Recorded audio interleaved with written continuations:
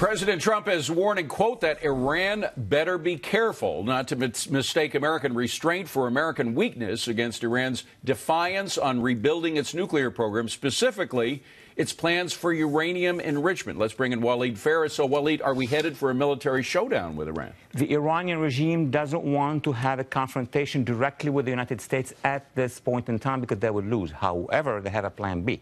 And the plan B is to have their militias, not them, not the government, engages us where? In Syria and in Iraq. So that's why we are beefing up our forces in what I call the Northern Front. Waleed, it's Jonathan Honig. Thank you for being with us. Look, Iran is the #1 state sponsor of terrorism in the world for many, many decades now. They've shown no sign of stopping their ambition to pursue a nuclear weapon. Is there any way to avoid this without military confrontation? And more specifically, President Trump kind of hesitated because he was worried about potentially killing 150 Iranians with that strike. Is there any way to have a military conflict with not at least having some Iranian casualties to make this nuclear threat non-nuclear? Look, there are two things. The president and the administration really want not to engage in a big war if they can.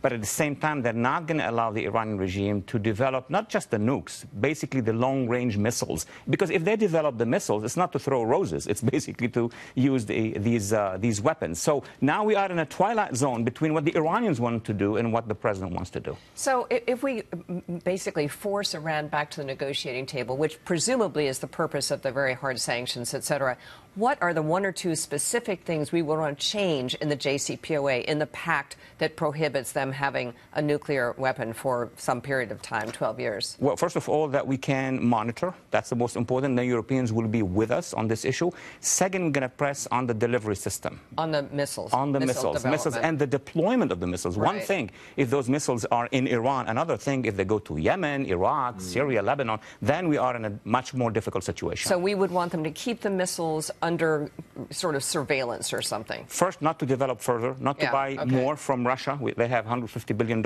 so we want to make sure that they're not going to use that cash to buy those missiles. And thirdly, monitor the missile as much as we want to monitor the nuclear material. You just said that the Europeans are going to be with us, but if anything, haven't we angered them over the past year or so because they've stuck with this pact, and the same thing with Iran, and the United States has pulled out. But that's just more of a comment. The question I have is to focus on the president of Iran. On Wednesday, said to, I think, local media that he was willing to negotiate and reverse course within 1 hour. So isn't that a big thing, the fact that he's willing to come to the negotiation table? Shouldn't the United States take that up? I think we should. But the minute he comes to the negotiating table, he will be met with those conditions about the missiles, about the nukes. With regard to the Europeans, it's about business. So they could be very angry, in business, don't have many emotions. Yeah. But they will come. The Iranians want right now not to be engaged by the United States on the military level. They will be ready to make all these sacrifices. Our concern is not them coming to the table. It's about them stopping purchasing missiles. If they can prove that they have stopped that process, I think we could sit down with them. Yeah. Waleed, this is Gary Kalpam. My main question always has been is where is everybody else? It seems it's always the U.S. and Syria, the U.S. and Iran, and we don't hear a lot from European countries and other countries. And last I looked, Iran getting a nuke affects everybody around the globe. Don't you think if everybody gets together on them, it'd put a lot more pressure to stop them? The administration is trying to do everything it can since the president went to Riyadh. Remember, 2017, met with 50 Arab and Muslim leaders. So he has that coalition.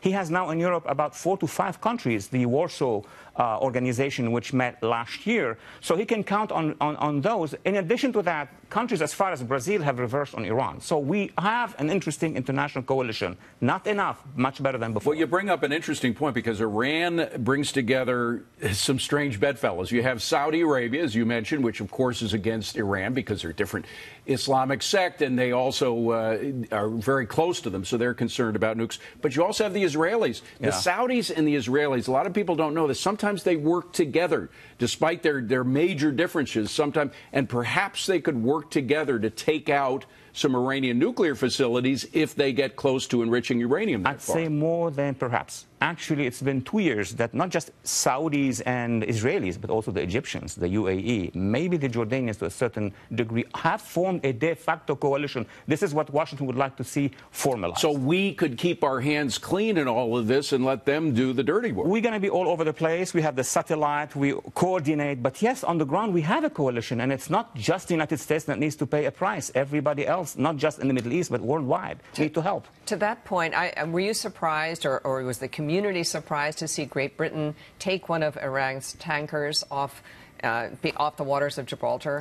It was a surprise, you're right, because usually the United Kingdom doesn't want to get involved against it. But that was so clear. I mean, this is an Iranian ship breaking international law, so they had to do this at least. It almost seemed intentional that they were going to go that route versus the Suez Canal. The FT wrote that up as sort of a conscious prod. The Suez Canal, Red Sea is no-go for them, so they're trying the Gibraltar, but I think the UK was talking to us. Well, Phares, you got to come back again. Yeah. I'd love to. Unfortunately, we got a lot more to talk about this subject.